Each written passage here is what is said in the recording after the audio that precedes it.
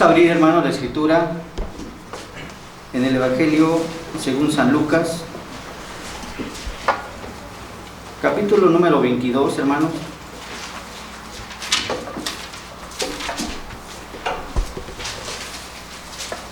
Vamos a leer, hermanos, a una sola voz del versículo número 21 y versículo número 22 del Evangelio según San Lucas. La palabra de nuestro Dios dice así: Mas he aquí, la mano del que me entrega está conmigo en la mesa. A la verdad, el Hijo del Hombre va según lo que está determinado, pero hay de aquel hombre por quien es entregado. Amén. Vamos a orar. Nuestro buen Dios, hoy en esta tarde, Señor, estamos delante de tu presencia, Señor, agradecidos por todas las misericordias y todas las bondades que has tenido hasta el día de hoy, Señor. He aquí, Señor, tu pueblo reunido, Señor, para tributar honor y gloria al único Dios vivo y verdadero, que es nuestro Señor Jesucristo, el único digno de recibir la gloria y la honra, Señor. Hoy en esta tarde, Señor, queremos pedirte, Señor, primeramente que perdones todas nuestras ofensas, Padre. Perdónanos, Señor, si hemos sido rebeldes a tu palabra. Perdónanos, Señor, si aún sabiendo hacer lo bueno, no lo hacemos, Dios. Perdónanos, Padre. Somos rebeldes, somos contumaces, mi Dios. Aún viendo tus maravillas, Señor, en nuestras vidas, cerramos nuestros ojos, cerramos nuestro corazón, mi Dios, y no alcanzamos a ver, Señor, todo lo que tú has hecho por nosotros, Señor. Perdónanos, mi Dios. Pero hoy, Señor, estamos contentos y gozosos, mi Dios, que a pesar de ser pecadores, a pesar de ser rebeldes y contumaces, nuestro Señor Jesucristo dio su vida por nosotros, Señor. Y es un gran gozo, Señor, y es una gran alegría el saber que tu Hijo, nuestro Señor Jesucristo, dio su vida por el perdón de nuestros pecados. Gracias te damos, Dios. Te queremos pedir, mi Dios, la asistencia de tu Santo Espíritu, para que todo lo que se comparta, Señor, provenga de ti. Que tu iglesia, mi Dios, pueda quedar grabado, Señor, tu palabra, como cuando se graba en el pedernal, mi Dios, con cincel. Pero bendito Padre, te queremos pedir, Señor, que no solamente quede grabado, Señor, aquello que tú tienes preparado para tu pueblo, sino que podamos llevar a obra, Señor, todo lo aprendido, mi Dios, para poder trabajar en este tu reino. Bendito seas, mi Dios, en el nombre que es sobre todo nombre, en el nombre de nuestro Señor Jesucristo te damos muchas gracias, mi Dios. Amén, Padre. Amén. ¿Pueden tomar, por favor, sus lugares, hermanos?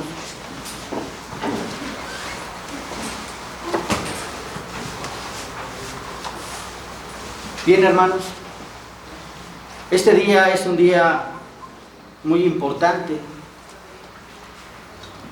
Esta semana es importantísima, hermanos. Primeramente, hermanos, porque en esta semana estamos recordando precisamente lo que nuestro Señor hizo por cada uno de aquellos que son sus hijos. Si nos damos cuenta, hermanos, en muchos lugares también se celebra esta semana. Se celebra precisamente lo que se conoce como la Semana Mayor. Algunos así la conocen, hermanos. Algunos la conocen también como la Semana Santa.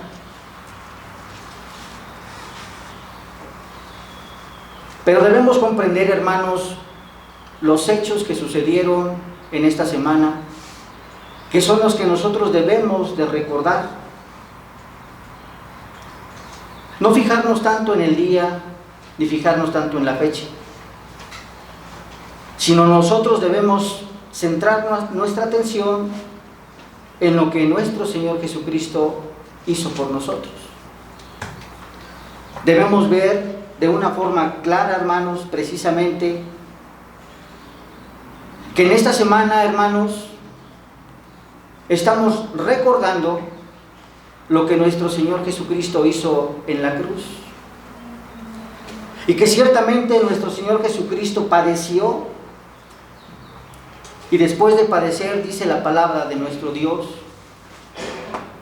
que fue crucificado en la cruz. Y después de que fue crucificado en la cruz, la misma palabra del Señor dice que nuestro Señor Jesucristo murió. Y después de que nuestro Señor murió, ciertamente resucitó de entre los muertos. Y podemos comprender, hermanos, que precisamente es el cumplimiento de la promesa hecha desde Génesis 3:15. Veamos cómo se cumple con la obra de redención de nuestro Señor Jesucristo, y que nosotros tenemos un clímax muy importante en esta obra de redención, y es la muerte de nuestro Salvador. Pero el día de hoy, hermanos, nosotros tenemos un tema que se llama el nuncio de la muerte. Para algunos podrían decir, bueno, pues ¿qué significa el nuncio de la muerte, o qué relación tiene este tema precisamente con lo que nuestro Señor Jesucristo hizo? Vamos a ver, hermanos, precisamente que es de suma importancia comprender este tema del nuncio de la muerte. Primero vamos a ver lo que significa el nuncio. Si nosotros nos vamos precisamente en el latín, la palabra nuncio, hermanos, la palabra nuncio significa aquella persona que lleva un encargo, o aquella persona que lleva un mensaje, o aquella persona que es un embajador. Pero podemos ver que esta palabra nuncio ya no se usa en este tiempo, solo se usa en este medio eclesiástico. Cuando nosotros hablamos de nuncio, en la iglesia romana, por lo regular, se habla del nuncio papal, refiriéndose precisamente a los mensajeros del Papa. Pero también se habla acerca de los nuncios pontífices, refiriendo precisamente a aquellos que son mensajeros o embajadores de la iglesia romana. Y vemos que en este tiempo esta palabra nuncio ya no se usa, pero ciertamente podemos ver que también se usan otras palabras que son sinónimo de la palabra nuncio. Y esa palabra también, aunque también ya se ha dejado de usar, es la palabra heraldo.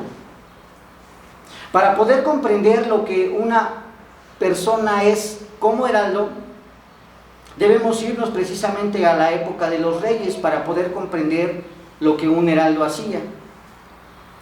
En la época de los reyes, ciertamente cuando había un decreto de parte del rey, nosotros podemos comprender a través de la historia que salía un mensajero de parte del rey y anunciaba el decreto que el rey tenía, y que iba pregonando por todo el pueblo, iba pregonando por toda la ciudad lo que el rey había decretado. Y este que iba y que salía cabalgando con su caballo y que traía las órdenes del rey, a ese mensajero se le llamaba heraldo. Pero podemos ver, hermanos, que las noticias que traía este heraldo no siempre eran unas noticias agradables. Puede que este heraldo trajera noticias que no son agradables para el pueblo. Por ejemplo, cuando una persona iba a ser ejecutada en este reino, salía el heraldo y empezaba a anunciar la fecha, el día y la hora en que esta persona tenía que morir. Eso era lo que anunciaba ese heraldo, y ese precisamente es el nuncio de la muerte, precisamente lo que estaba anunciando de parte del rey, de que una persona iba a perder la vida, de que una persona iba a morir. Pareciera algo simple, hermanos, hablar acerca del anuncio de la muerte. Pero quisiera que nos pusiéramos en los zapatos de la persona que iba a ser ejecutada en ese reino. La angustia que puede tener una persona cuando sabe el día y cuando sabe la fecha, la hora en que le van a quitar la vida. Puede que muera en un mes, pero no hay tiempo que no se cumpla. Y en ese mes, la angustia de esta persona que va a ser ejecutada es muy grande. De tal manera que mientras pasan los días, la preocupación todavía es mayor y es más grande esta preocupación de esta persona que va a ser ejecutada. Pasa una semana y la angustia todavía es mayor para esta persona que va a morir. Falta una semana para que esta persona muera y todavía esta angustia es mayor para esta persona que tiene que perder la vida. Ahora imagínense que falta un solo día para que esta persona muera. Se encuentra en una condición de angustia. Puede que falten 8 horas y puede que en 1 hora lo vayan a ejecutar, hermanos. ¿Cómo puede sentirse esa persona que va a perder la vida en ese día, en esa hora, en ese minuto, hermanos? No importa lo que haya hecho, si merece o no la muerte. Ese no es el punto que estoy tratando. El punto que estoy tratando precisamente es lo que siente esa persona como humano, como hombre, porque le van a quitar la vida. Y él está consciente, y se lo avisaron con tiempo, que llegaría el momento en que le iban a quitar la vida, hermano. La angustia que pudo haber sentido esa persona es tremenda. Y considero que nadie le gustaría sentir este tipo de angustia. Ciertamente todos vamos a morir. El tiempo y la fecha, pues no lo sabemos. Y en este momento estamos tranquilos porque no sabemos cuándo el Señor nos va a llamar a cuentas, hermanos. Y precisamente, hermanos, nuestro Señor Jesucristo sabía de antemano que tenía que llegar el día, la fecha y la hora en que perdería su vida. En que tenía nuestro Señor Jesucristo que morir. No nos centremos nada más en el Calvario, hermanos, sino centrémonos en toda la obra de redención, desde su nacimiento hasta la cruz. Desde el momento que nuestro Señor Jesucristo nació, Él tenía que morir, hermanos.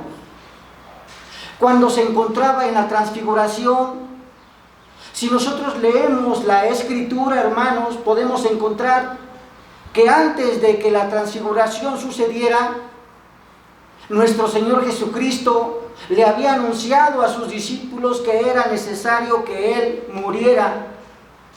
Después de la transfiguración, nosotros también encontramos en la Escritura que nuevamente nuestro Señor Jesucristo le dijo a sus discípulos que tenía que morir. Ahora vayámonos al Gólgota, hermanos. Vayámonos ciertamente en ese lugar donde nuestro Señor Jesucristo padeció. Ahí, hermanos, podemos ver que es la culminación de su agonía.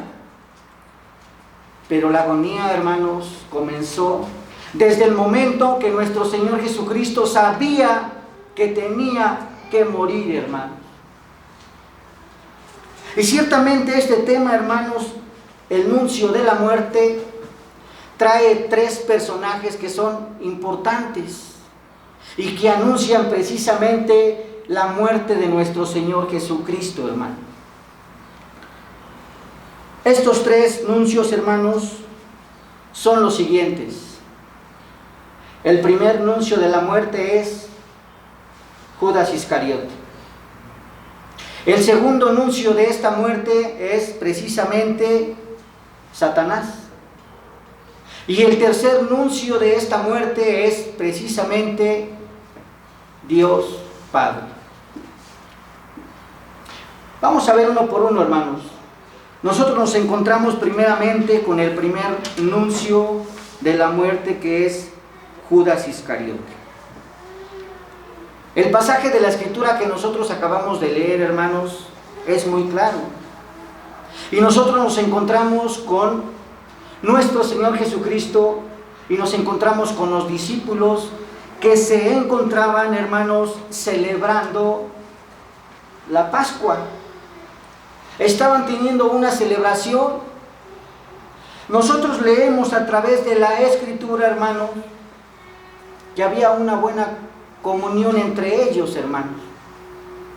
Y la Escritura narra que ciertamente lo que estaban haciendo los discípulos era precisamente cumplir con lo que la ley ordenaba. Estaban precisamente apuntando al pacto de Dios con el pueblo de Israel. Y lo estaban celebrando y estaban cumpliendo con la ley, hermanos. Pero veamos precisamente lo que apunta a este primer nuncio de la muerte, hermanos. Que dentro de los 12 que se encontraban reunidos, después de que participaron del pan y después de que participaron de la cena, la palabra de nuestro Dios es muy clara y dice en el versículo número 21: mas he aquí, la mano del que me entrega está conmigo en la mesa. Veamos lo que nuestro Señor Jesucristo dijo con esas palabras. Estaban los 12 reunidos y nosotros podemos ver cómo nuestro Señor Jesucristo le dijo a los 12 discípulos que dentro de estos había uno que lo iba a entregar. Veamos cuál era la forma en la cual nuestro Señor trató a sus discípulos. Todos los discípulos, hermanos, fueron tratados de la misma forma. A todos los instruyó, a todos los educó, recibieron el amor de nuestro Salvador, cada uno de ellos. No hubo nunca una distinción entre ellos de parte de nuestro Salvador. Pero la misma palabra del Señor dice que de los 12, uno era Satanás, refiriéndose precisamente a Judas Iscariote, hermanos. Veamos lo trágico, hermanos, de esta escena, hermanos.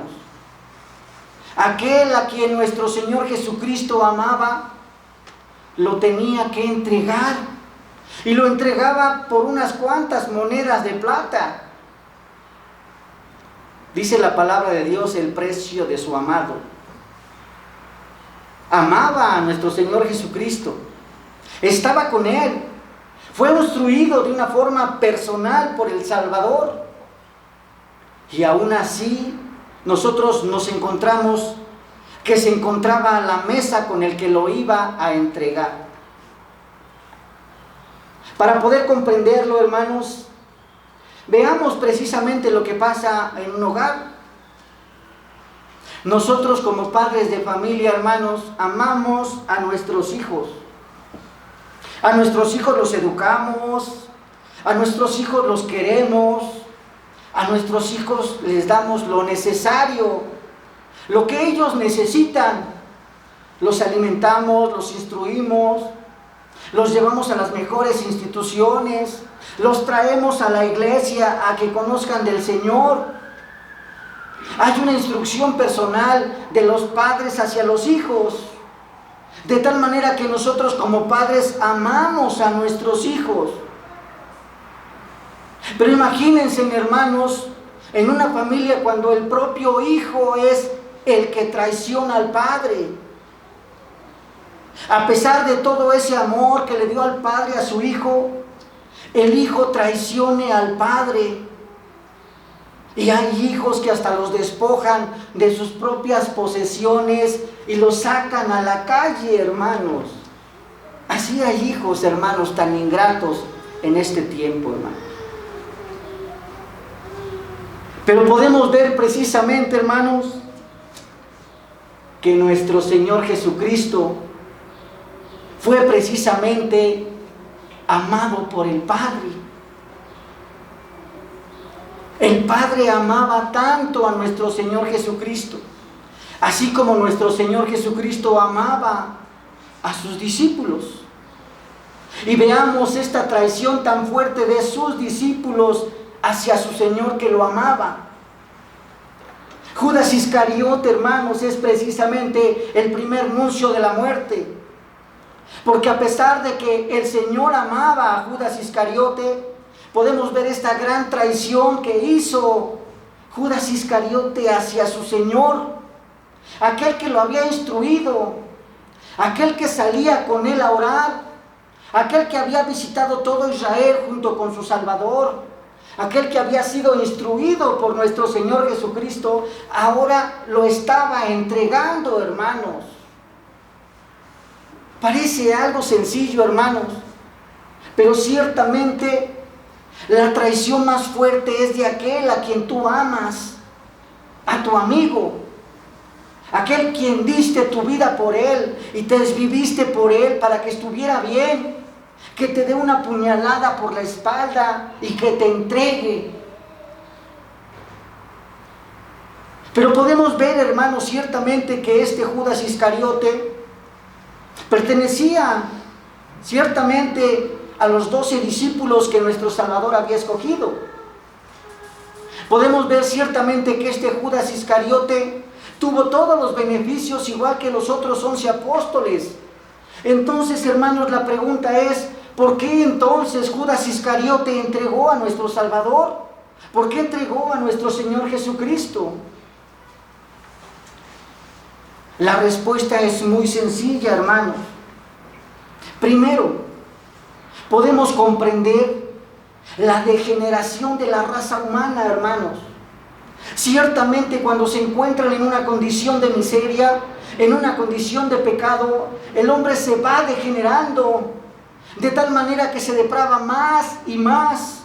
Y aunque le presenten maravillas de parte de su Salvador o de su Señor, no alcanza a comprender lo que está viendo.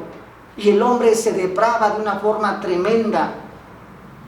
Segundo, hermanos, podemos ver, hermanos, que estaba establecido por el Padre que Judas Iscariote tenía que entregar a nuestro Señor Jesucristo, como lo establece la palabra de Dios en el Salmo 41, versículo número 9. Dice la palabra: aún el hombre de mi paz, en quien yo confiaba, el que de mi pan comía, alzó contra mí el calcañar.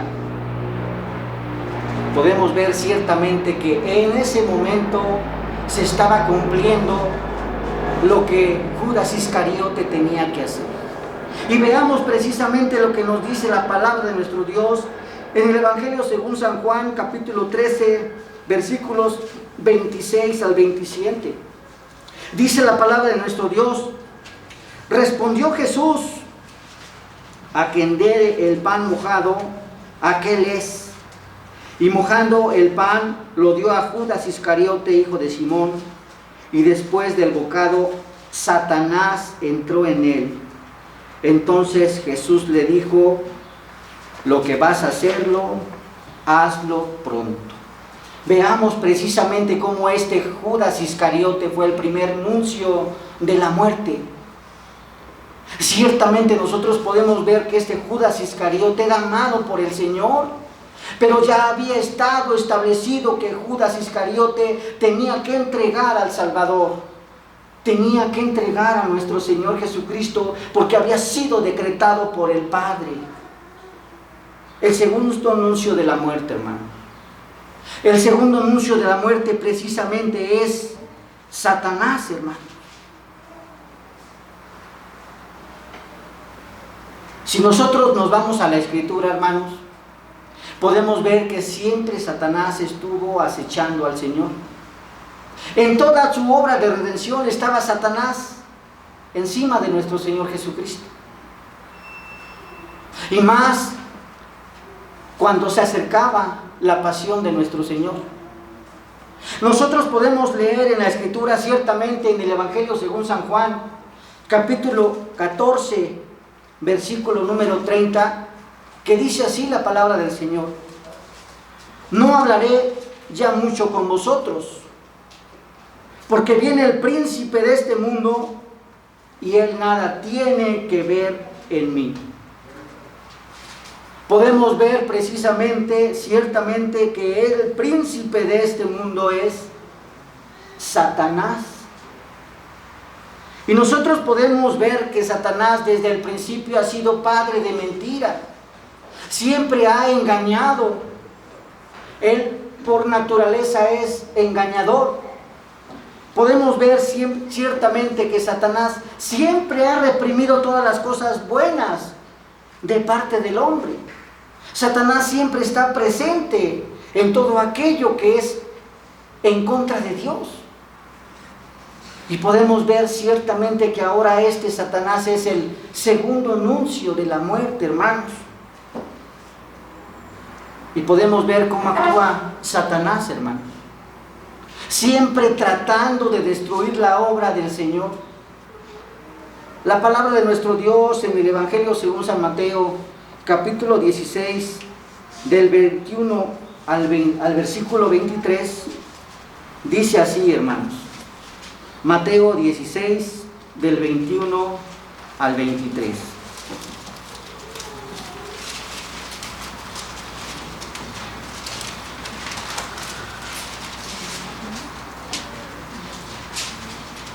Desde entonces comenzó Jesús a declarar a sus discípulos que era necesario ir a Jerusalén y padecer mucho de los ancianos, de los principales sacerdotes y de los escribas, y ser muerto y resucitar al tercer día.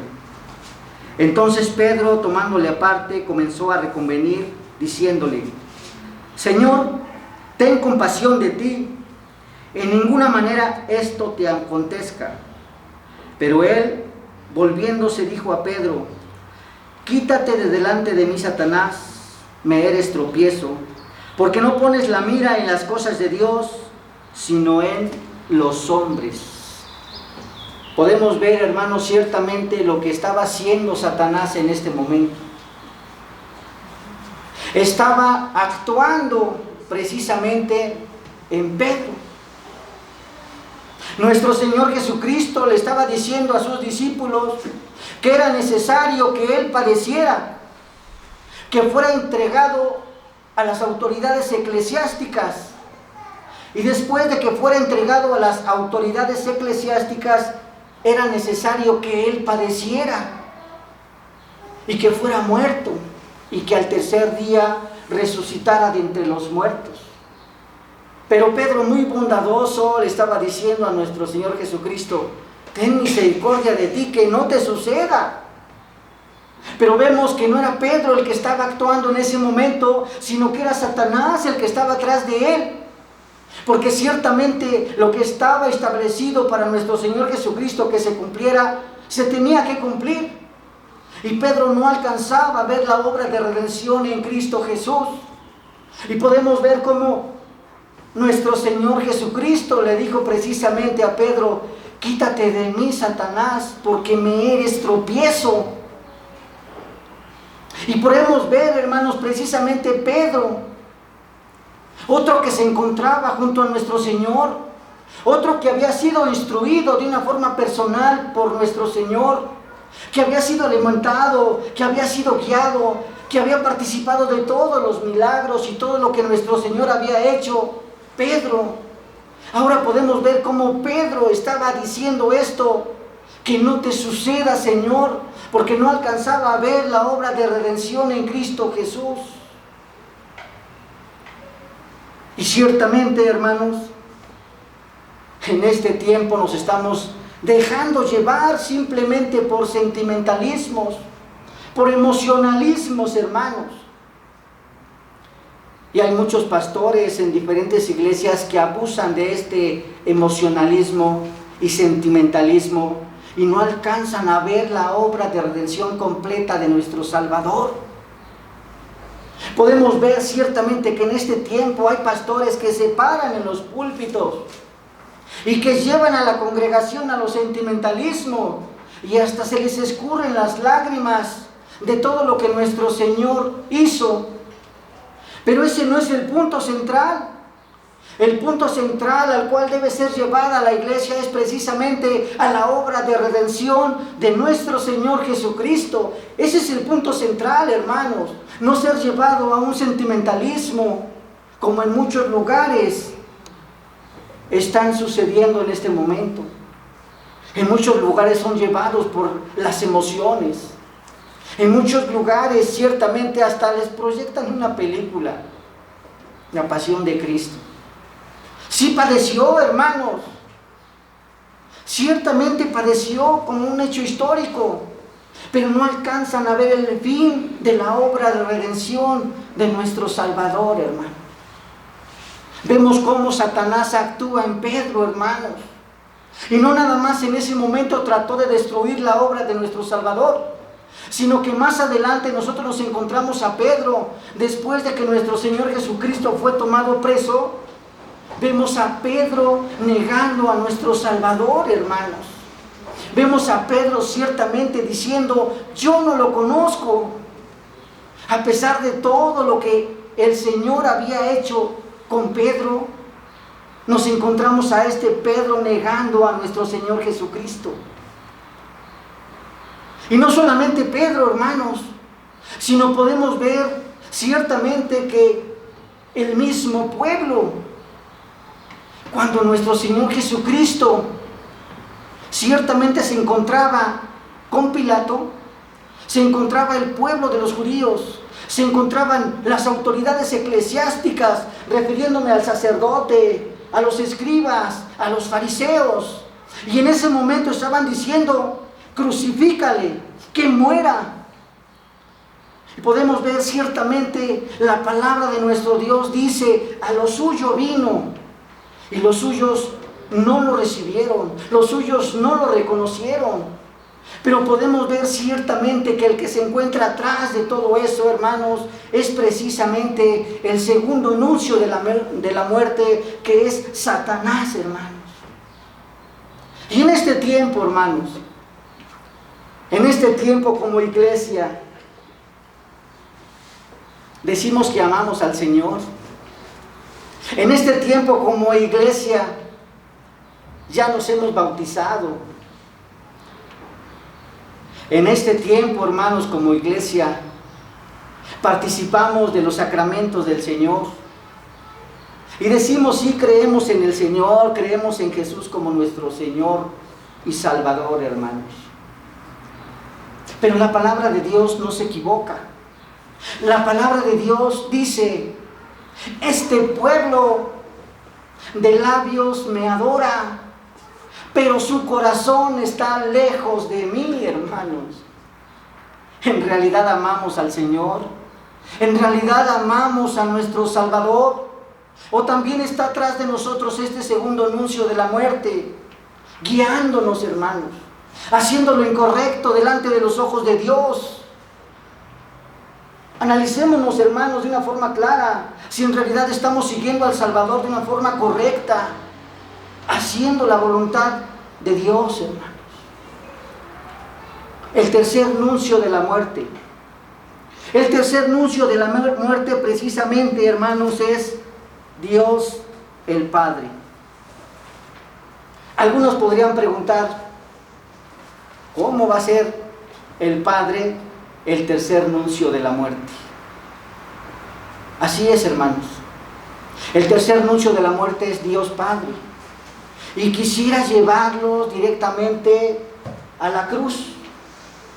Después de que nuestro Señor Jesucristo ya había padecido, había sido azotado, después de que nuestro Salvador ya se encontraba crucificado, en sus últimas horas de agonía, ciertamente la palabra de Dios En el Evangelio según San Marcos, capítulo número 15, versículo 34, dice así: y a la hora novena Jesús clamó a gran voz diciendo: Elí, Elí, lama sabactani.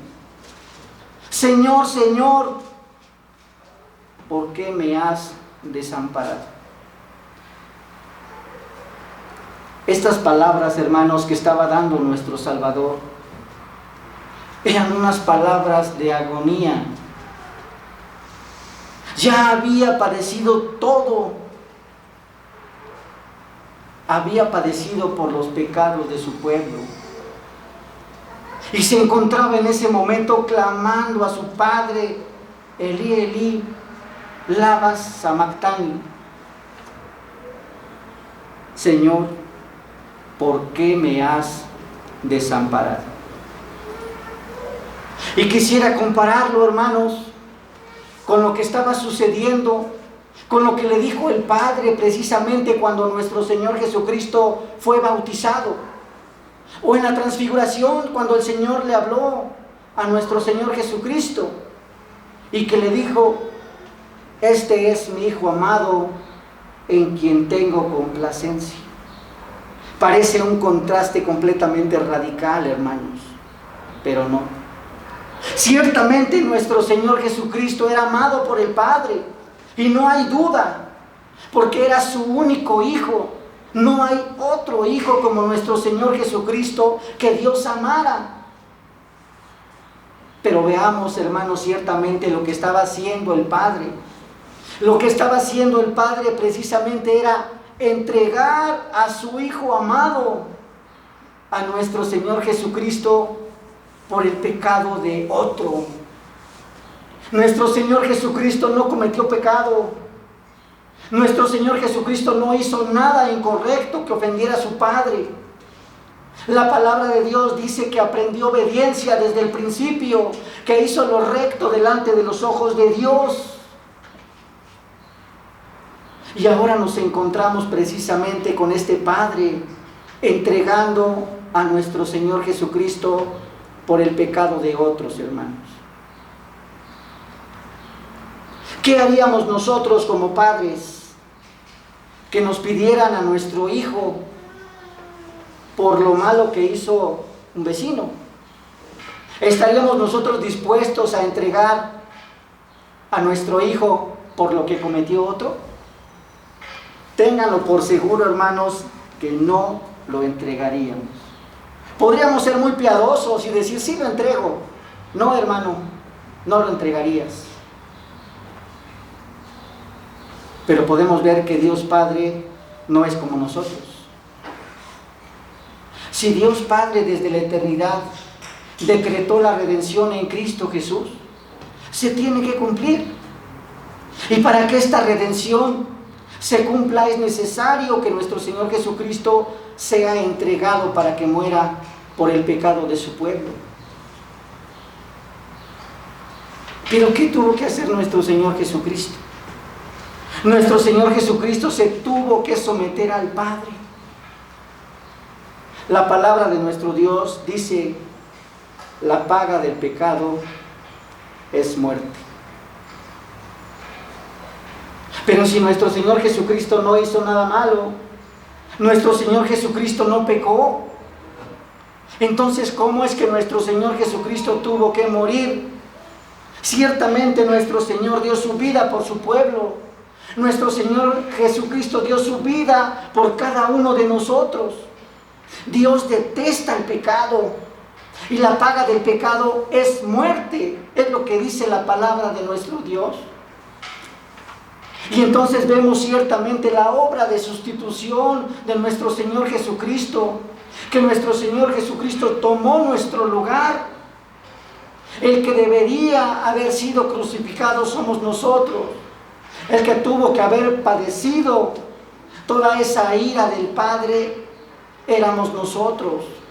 El que tuvo que ser latigado, humillado, escupido, tantas cosas que le hicieron a nuestro Salvador, éramos nosotros los que tuvimos que haber padecido en vez de nuestro Salvador.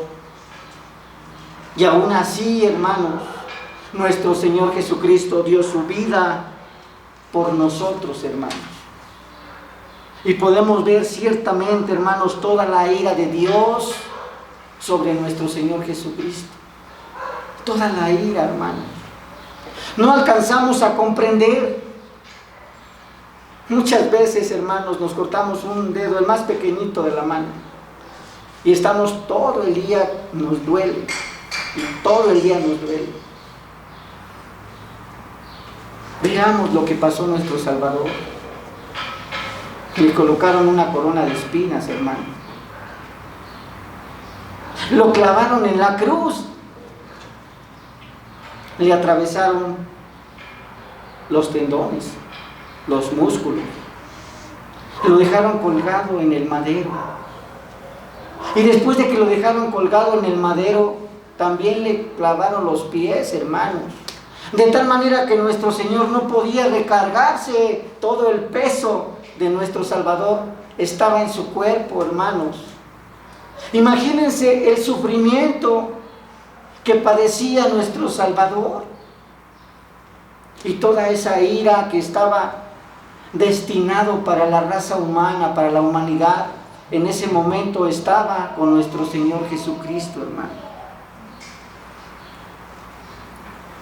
Y todavía algunos alcanzan a decir que nuestro Señor Jesucristo no los ama. Es risible, hermanos.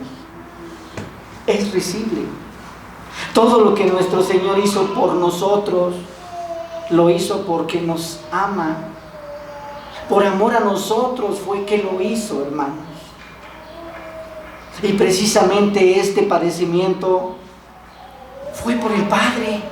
El Padre se lo hizo a su Hijo, a su único Hijo. Y perdió su vida y murió como estaba establecido en la Escritura. Y este precisamente es el tercer nuncio de la muerte, hermanos. Veamos qué tan importantes son estos tres nuncios de la muerte, porque precisamente representan la agonía de nuestro Salvador. El primero, Judas Iscariote; el segundo, Satanás; y el tercero, el Dios y Padre. Y cada uno de estos nuncios de la muerte para nuestro Salvador fue como una puñalada en el corazón, porque le desgarraron completamente todo su corazón. Saber que Judas Iscariote, uno de sus propios discípulos, lo tenía que entregar, su amigo, su compañero, el que estaba con él. Y ciertamente Satanás siempre estuvo atrás de nuestro Salvador, tratando de impedir la obra de redención en Cristo Jesús. Y el Padre que descargó toda la ira sobre su Hijo. Y nosotros menospreciamos la obra de redención de nuestro Señor Jesucristo. Y en este tiempo, hermanos, nosotros vemos en las diferentes iglesias, hermanos, que le dan más importancia a cosas secundarias. Por ejemplo, en este día, la mayoría de las iglesias lo que hacen es que, muy bondadosos, aquellas autoridades eclesiásticas le lavan el pie a los prójimos. Hoy son muy buenos, ¿no? Porque la palabra de Dios dice: amarás a tu prójimo como a ti mismo. Y porque en la Escritura también está establecido que nuestro Señor Jesucristo le lavó los pies a sus discípulos.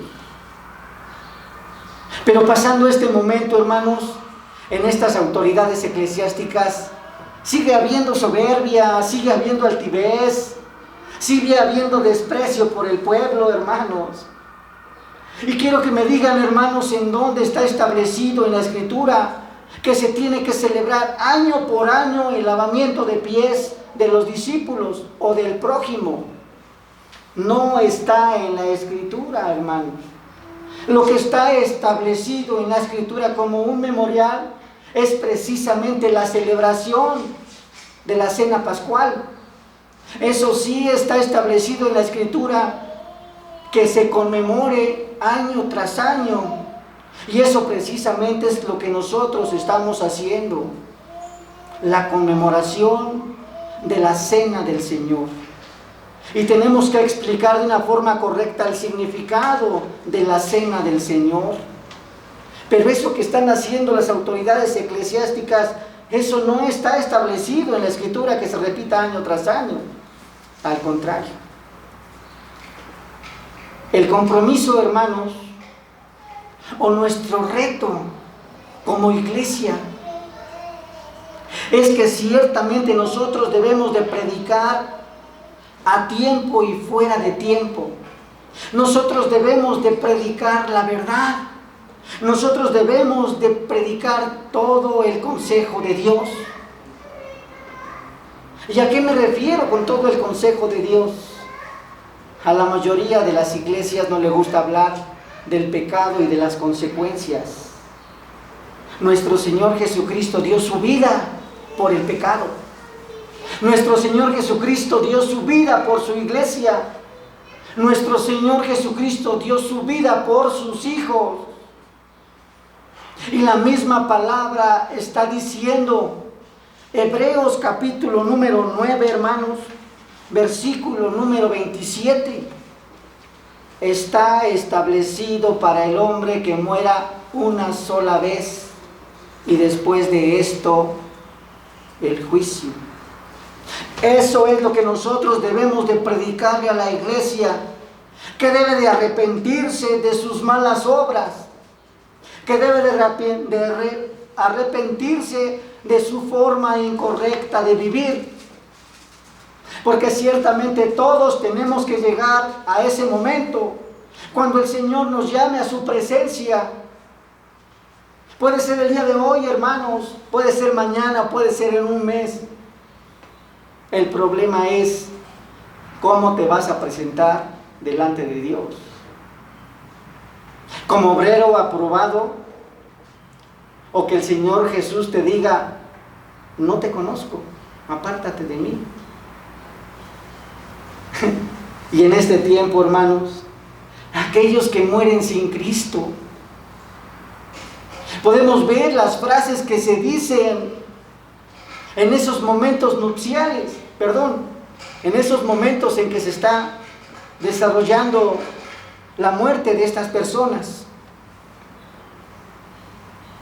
Dicen, ya está descansando en paz. Y acaba de entrar a la gloria con su Señor. Ya dejó de sufrir. Y yo les pregunto, hermanos, si murieron sin Cristo, ¿en realidad estarán descansando en paz? Si murieron sin Cristo, ¿en realidad estarán dejando de sufrir? No, hermano. Porque ciertamente si tú mueres con Cristo, la palabra de Dios dice que es el tormento eterno, el lloro y crujir de dientes. No hay descanso, no hay tranquilidad. Apartado de Dios no podemos hacer absolutamente nada. Y en ese momento estaremos atormentados eternamente y para siempre, apartados del Señor. Y es el momento, hermanos, precisamente de que como iglesia tengamos firme nuestra fe en aquel que dio su vida por nosotros, en nuestro Señor Jesucristo. Y ya sea que el Señor nos llame a su presencia el día de hoy, o que nos llame a su presencia mañana, o en una semana, o en un mes, estemos seguros de que somos del Señor, y aunque muramos, seremos de Cristo, y estaremos con Él eternamente y para siempre, hermanos. Ese es el llamado para su iglesia el día de hoy, hermano. Que no seamos como Judas, o no seamos como Pedro. Judas que traicionó a su Señor, o Pedro que negó a su propio Señor, siendo de su propio pueblo, los mismos discípulos. Que si el Señor te llamó para ser salvo, vivas conforme a la voluntad de Dios. Es el llamado que el Señor te está haciendo el día de hoy. Que si de verdad eres de Cristo, vive como Cristo.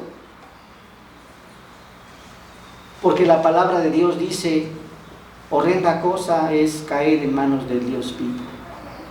Y si el día de hoy tú no te has puesto a cuentas con el Señor, yo te invito a que lo hagas. A que te pongas a cuentas con el Señor. A que le digas al Señor, perdóname. Y si Él tiene misericordia, formarás parte de su pueblo. Porque ciertamente no es del que quiere ni del que corre, sino de Dios que tenga misericordia de ti, hermano. No debemos olvidar de dónde salió Judas y de dónde salió Pedro. Salieron de sus mismos discípulos. Y estamos reunidos como iglesia, hermanos.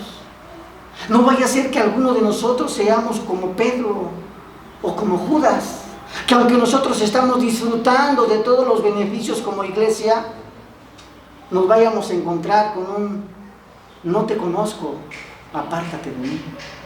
Y por eso es importante que nos pongamos a cuentas con el Señor, que nos pongamos a cuentas con el dador de vida.